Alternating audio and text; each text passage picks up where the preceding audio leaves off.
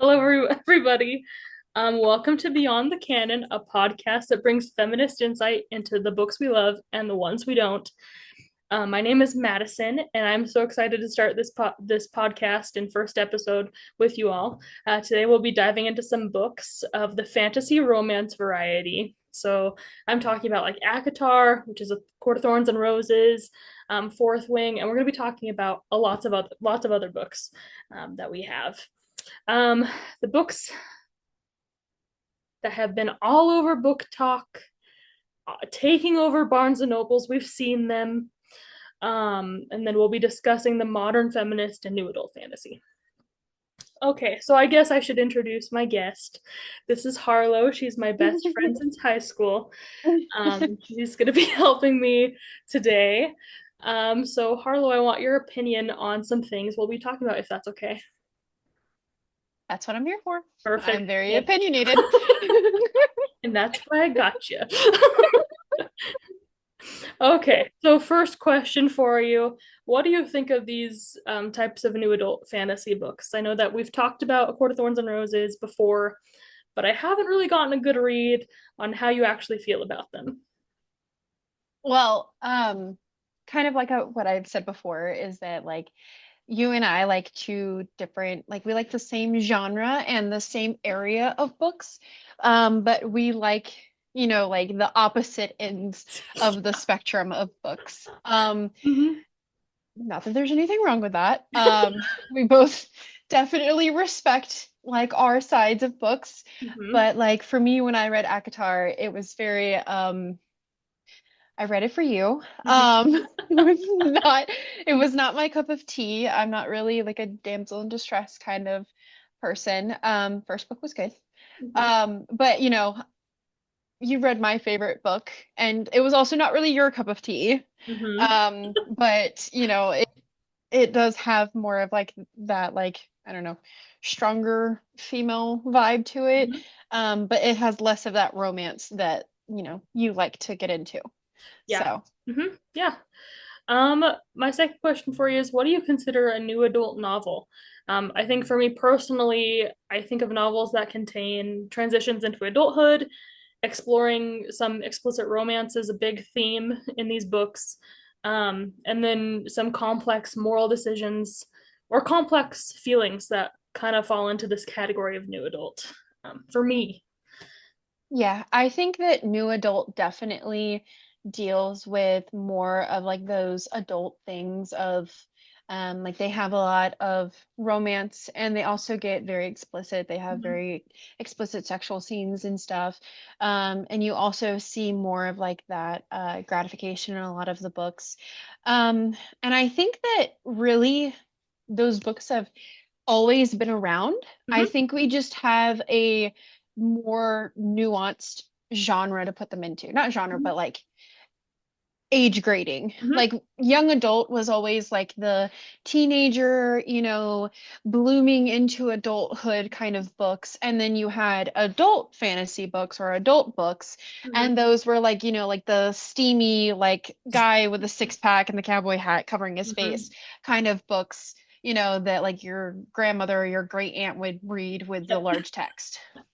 And now we have like a perfect like mesh between the two of Mhm. them where you still have like those like well written or hopefully well written Mhm. like aspects of the teen side of things and more of like that like intrigue and in-depth story, but you also have that adult theme and that like adult side of it that you would get from like those older, dare I say, raunchier books.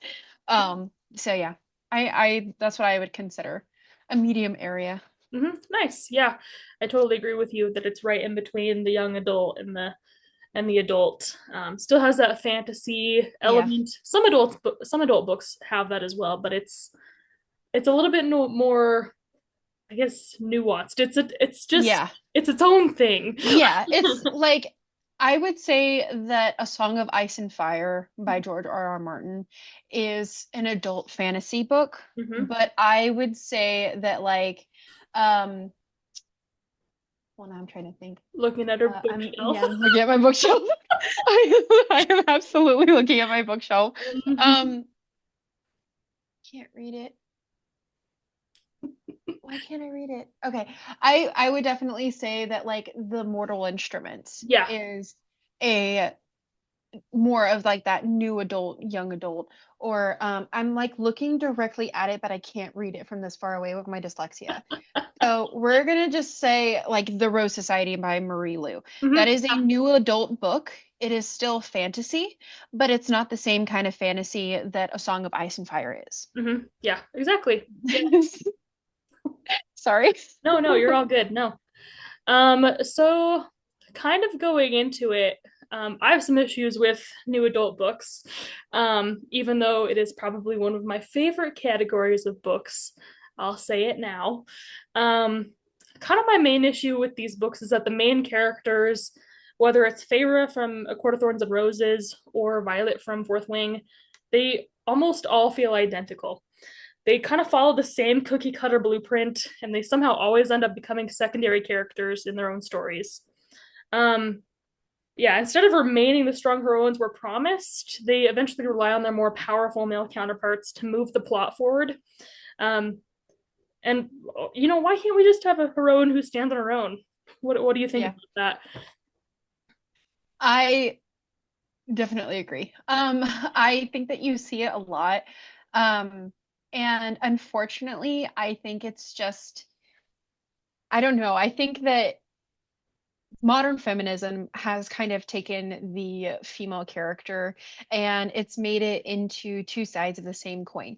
You either have a she's a strong female character that, is taking care of like the weaker side of the relationship. So, Mhm. in order for her to be raised up, we have to have like the male or the other partner in the relationship to be diminished and to be the weaker side. They can't be equal and equivalent and play off of each other. Or you have the other side of the coin where she's extremely feeble and, now she needs a protector. Mhm. Like you can't have one or the other, Yeah. you Mhm. know. Definitely.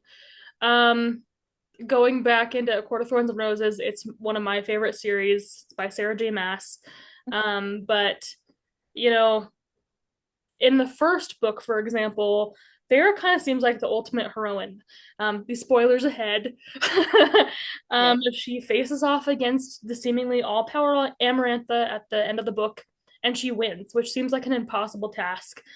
She's a human, Farrah's a human, while Amarantha is this high fae type of character. Um, so she is fighting for herself. Uh, Reese, her male counterpart, later her partner, helps her at moments, but he's not the main guy. He's not, he's helping her bring her up so that they're the same level. And then we get to the second book where Farah kind of just seems well, she becomes a weaker version of herself. Mass takes a super strong, capable female character and diminishes her. But Mhm. why? And that's kind of what I was trying to answer. And here's what I've come up with. It's because strong heroines just don't sell. Mhm. Many young adult readers aren't looking for a woman who picks herself up and pushes through alone. They want the Snow White story. A heroine who is powerful, but only up to a point where a stranger, stronger man sweeps in and saves, guides, or validates her. Um, and that's exactly the pattern these books keep repeating. I just Mhm. keep seeing it time and time again. What are your thoughts on that? Excuse my cat in the background meowing. You're good. I 100% agree with that. I think that it definitely plays into, I love what you said actually about how they need to have a man to validate their character. Mm-hmm. And it falls back into that we have a strong female character, but, then she can't be seen as a romance symbol. She has to be the weaker, submissive, petite. It's even like the way that they describe like the Yeah. female character too. Like I think it's so funny when you read like the description. It's like she's a petite, fair-skinned, buxom beauty who can barely stand because she's so frail. But she holds the sword strongly, and it's like, Mm-hmm. okay, that doesn't we can't have muscular female characters. We can't have curvier female characters.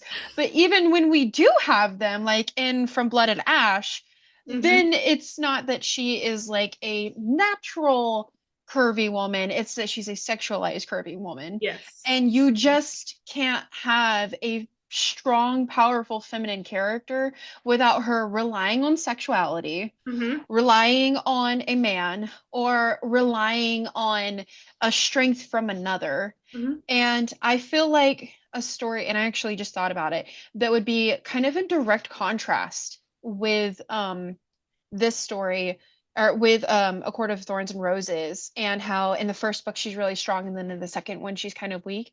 I think a really good example would be Tithe by Holly Black. Mm-hmm. Not the whole trilogy, but because the middle book deals with a different character. Mm-hmm. But in the first book of Tithe, we're introduced to Kay, and then also her love interest, Royven, Mm-hmm. and I'm not really going to talk about him because I mean he's important and Yeah. he is like her counterpart, but the story is still about Kay. Mm-hmm. And it's about her discovering her true identity.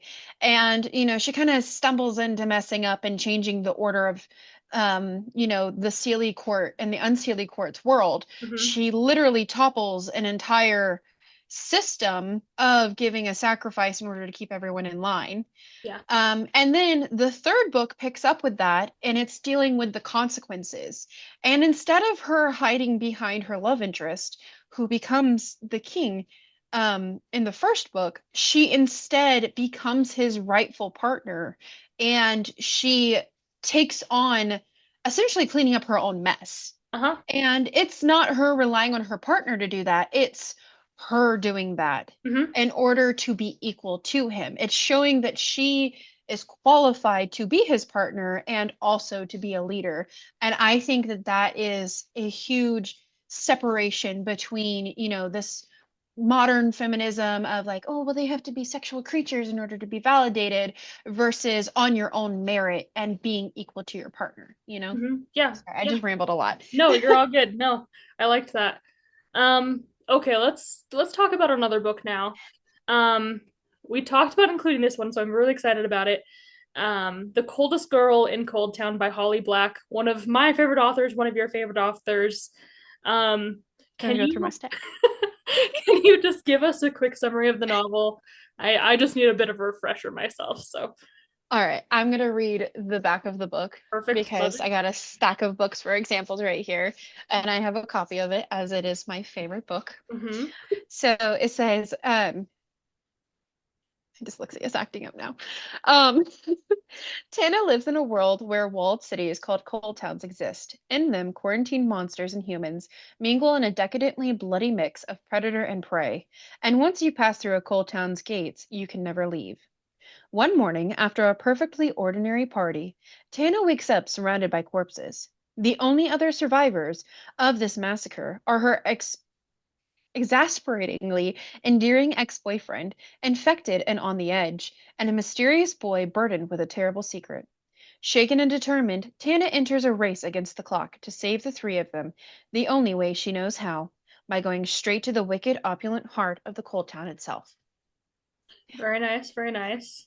It is very nice, isn't it? It is. Um, it doesn't go completely into depth, obviously. It's just a back cover summary. Um, what I think is important to note is just a couple of things. One, and it's probably the biggest reason I love this book, is there is absolutely no love triangle Mm-hmm. in Yeah. any shape, form, or fashion. No love triangle. I love that. She kind of tricks you with the back of the book, right? Uh-huh. You Yeah. read like exasperatingly endearing ex-boyfriend, and you're like, and then a mysterious boy, and you're like, oh no, she's gonna, Yeah. get pulled between the two of them. But you don't get that. You get an exceedingly strong female character on her own merit. Mm-hmm. You have a character, Tana, who wakes up, she's hungover, she's disoriented, and she doesn't know exactly where she is after what's called a sundown party. Mm-hmm. And she finds her entire graduating class dead. They've all been massacred. Mm-hmm. And the monsters in the story are vampires. And then she stumbles across her ex-boyfriend who has been infected. And she also comes across Gabriel. And she makes the decision that the monsters that have committed this massacre are still in the house. And she can either leave them for dead and choose herself, or she can try to save them and in the process possibly sacrifice herself. And in the end, she chooses to save them. And she does it herself. She doesn't get help from Gabriel. She doesn't all of a sudden, Aiden doesn't spring up and, save the day. She does it herself. Mhm. She solves the problem and the issue. And even making the decision and the determination to go to the cold town, to submit to being in quarantine, um, in order to make sure and prove that she is in herself is not infected, and to make sure that her loved ones are safe, she makes that determination, and it is ultimately selfless. And that is what actually pulls her and her love interest together. Mhm. He's attracted to her because she was kind and because she's witty and she's intelligent and she's a fast thinker. And she is attracted to him because he shows kindness and he sees in her an understanding and something that she hasn't had before, which is that companionship because she's Mhm. a very lonely character. And instead of trying to, mix together and almost like corrupt the budding romance Yeah. that you see with love triangles, um, Aiden becomes this exceedingly adorable platonic friend to her. And it's just Mhm. such a beautiful friendship that they develop because he has a respect and a platonic love for her because she saved him. Mhm. She Yeah. ultimately saved his life. And she has absolutely done everything she can, even though he was terrible in their relationship and he had faults in his past. She saw past those to the point that he even goes forward and saves her little sister Mhm. and protects her until she is able to leave the city. Mhm. And I think that's ultimately one of the biggest reasons why I love the book is that it's so uncomplicated. It has such a good storyline and world building. And even though it falls more into the horror genre because it Mhm. has like intense scenes and like graphic details and stuff, it's a book about vampires. You're not going to get Twilight, right? You're not going to get sparkly vampires. You're going to get like this crazy chick named Midnight attacking and trying to kill her because she thinks she's a goth. Like that's what you're going to get. You're going to get the Holly Black stamp of approval, grungy goth Mhm. storyline. Yeah. And it's also what makes it so real and so enjoyable. I'm Yeah. sorry. Like, No. No, you're totally fine. Going back to your love triangle type thing, and I'm gonna ask you a question later. You already know what it is. Um, but in these new adult novels, we see a lot of love triangles. And it's almost like, it seems like in this book, they do meet by not by chance, I wouldn't say. Um, mhm.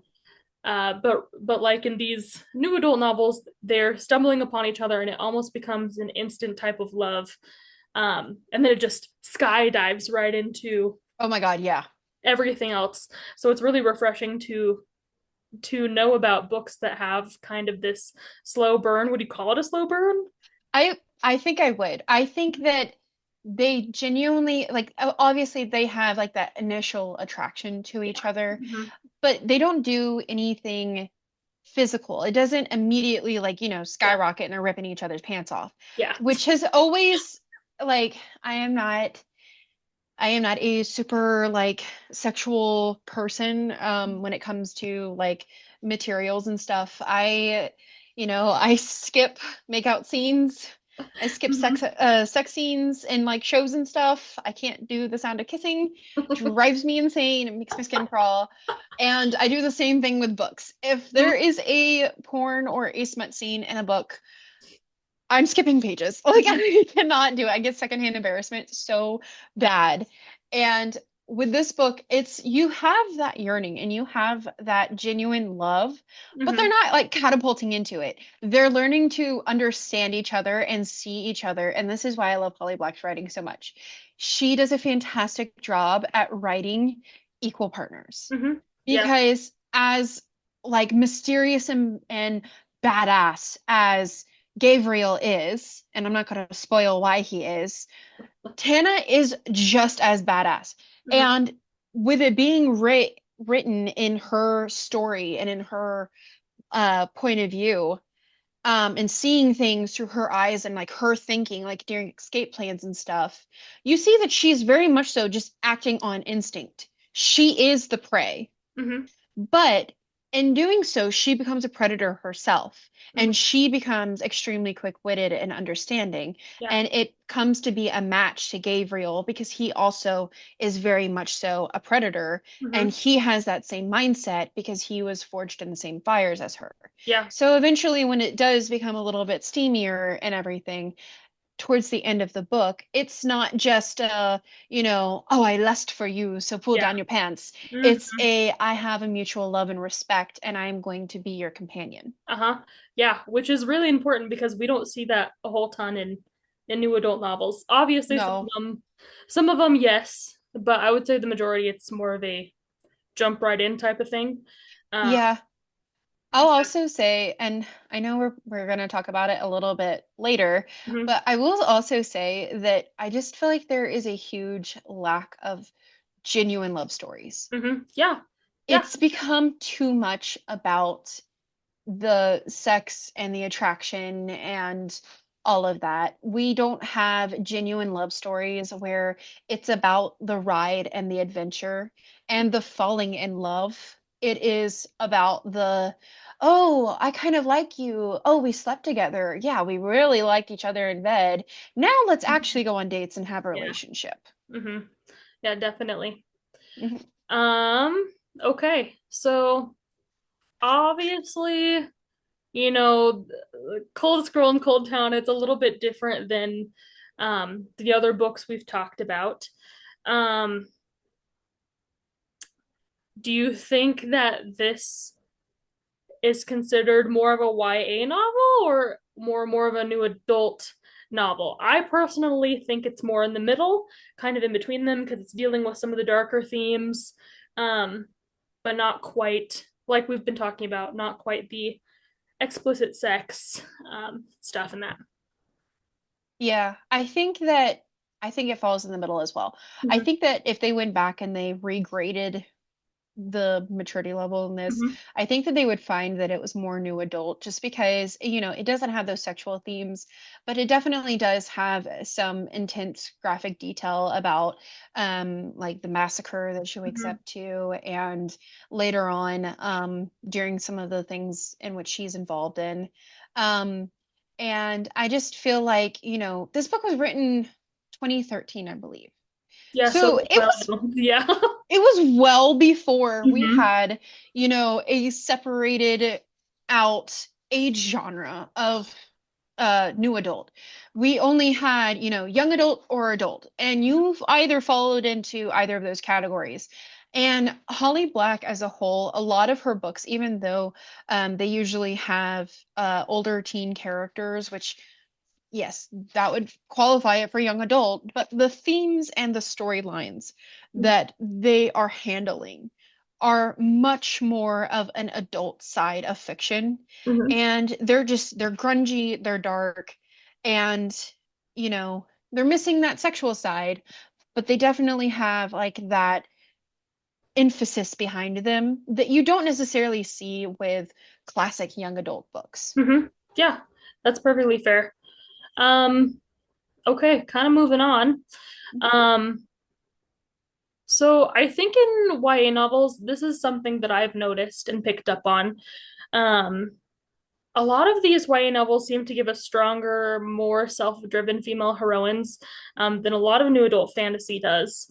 And it makes me wonder, why is that? And kind of the conclusion I've drawn is that YA is written for readers who are still figuring out who they are.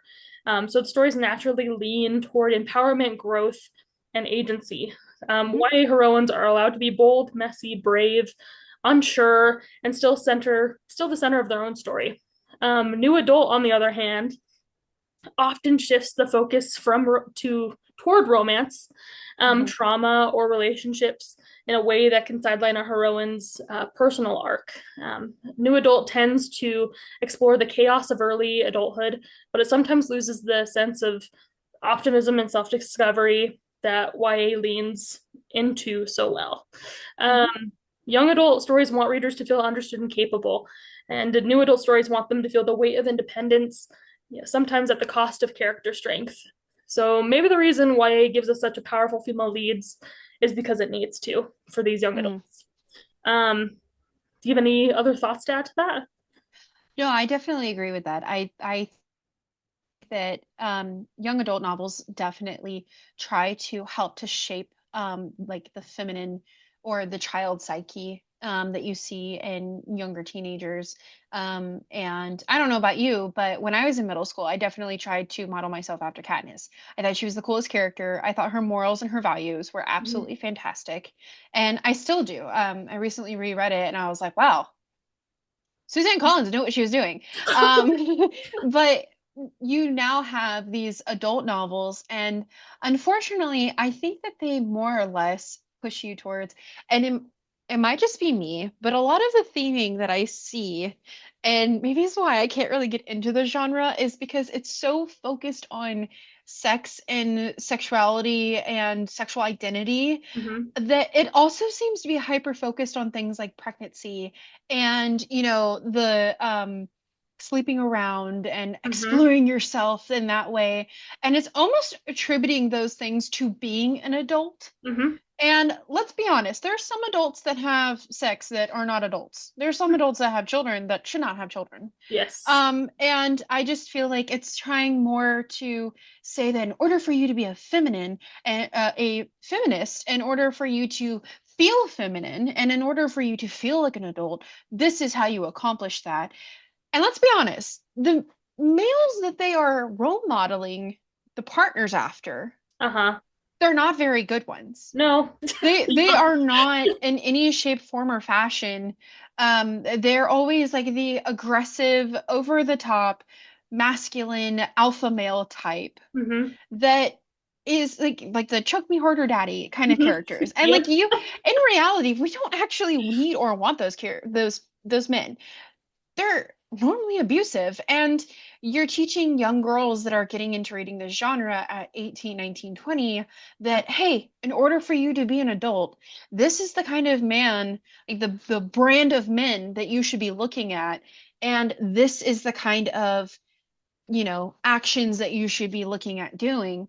And I just think it's a little damaging, and I think that it's also just really played into social media. Yeah. Kind of playing off that same thing.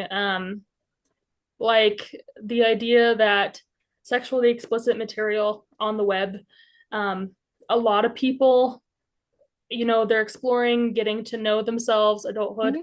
They're looking at that and they're thinking that that is actually what happens during sexual intercourse, Yes. when in reality, it's Yes. not realistic. And I think that the same can be applied to these books. People Mhm. are reading these and like you said, they're looking at the alpha male, Yes. stereotype or Or just asshole men. yeah.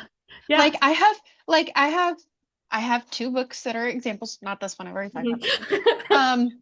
But I have two books that are examples, right? So I Mhm. have The Fault in Our Stars, Mhm. which if you talk to anyone random, especially in our generation, Mhm. and you say The Fault in Our Stars, I mean, this put John Green on the map. It wasn't tuberculosis, Mhm. it was this book.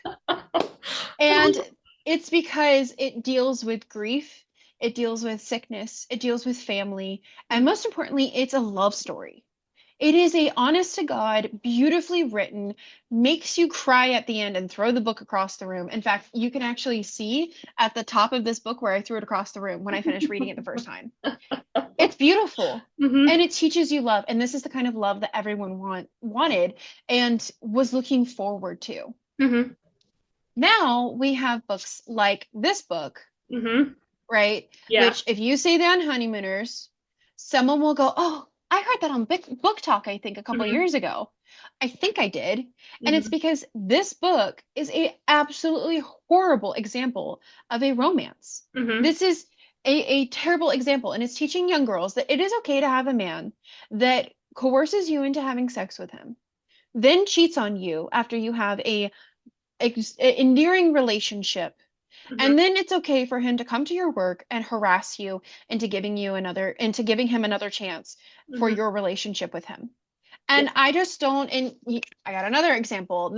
I love enemies to lover as much as the next person, Mm-hmm. but not to the point where you're actually sabotaging and you are slut shaming characters, Mm-hmm. and they slut shame each other at different points. They actively work to point out each other's flaws and try to complicate their work life. They're so unserious and they're completely immature. Mm-hmm. And these are not people that need to be in a relationship. Yeah. These are two terrible like couples, and these are four terrible characters, Mm-hmm. and they're just sloppily written, and it's the same story, Mm-hmm. different font. Yep. And Like, that's, yeah, like what I said a little while earlier, fast fashion, but with books. yes, Uh-huh. yes, Yes. trends. They It's are absolutely trends. mm-hmm. Yep. We're Yes, looking for more unique stories that offer a good example of what yes, relationships should and are supposed to look like, yes, rather than submissive female or submissive male and yes. alpha male, alpha female type thing. We want an equal partnership, sort We of. want a genuine, actual romance that is Uh-huh. nice to follow along with and enjoy. Yeah. Like, these are the LaCroix of romance, okay? These are so boring, and it's the same story copied over and over and over again. And Hmm. the only reason I haven't thrown them away is because I don't believe in throwing away books, Hmm. even if they're terrible. Yeah. And otherwise, what example would I have for a bad book? Like, Hmm. what would Yeah. I use as a paperweight on my desk? Hmm. Like, and it's over and over again. And then you have other stories like Akatar. I Hmm. think that that one really set off a trend. And Uh-huh. now you have other books that Hmm. just they copy. Yeah. They copy, and it's the same trend. I could not tell you anything that happens in these books, even though I've read them and Hmm. I've read them completely through. I can't tell you anything of what happens in them other than the fact that I felt like I was reading the same characters, the same storyline of a strong, unique, mystical female that's, she comes from humble beginnings and then she's lifted up by her magic, or she's a secret princess that's been locked away and she's petite and, white skin and, Uh-huh. some unique appearance of like ultra black hair or something, Hmm. and yet she's so weak and fragile, but she's supposed to be the savior. Hmm. And Yeah. it's a weird, weird complex that we have gotten into. And I do think that like fast fashion, but for books, like just trends. It Yeah. is what is on the trending page. Hmm. And I'm sorry, it's really sad and it's really frustrating. And I don't know. I miss my days of like actual good stories. Like, Hmm. I love romance as much as the next person, but I love stories with romance. You know what I mean? Yeah. Uh-huh. It's I don't know. Stories I with don't. romance. The stories should come with romance, but not have the romance be the main Yes. focus.